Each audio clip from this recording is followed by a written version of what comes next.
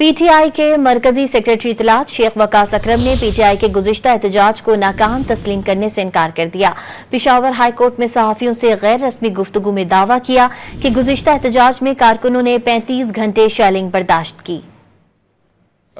जिस वक्त आप महाज पे होते हैं, तहरीक में होते हैं, उस वक्त बहुत से जंग लड़ रहे होते हैं, तो कभी आपको अल्लाह ताला फतह देता है, कभी पसपाई होती है, कभी आप 2 कदम आगे जाते हैं, कभी आप पीछे आते हैं, मगर आप महाज पे जंग रोकते नहीं हैं।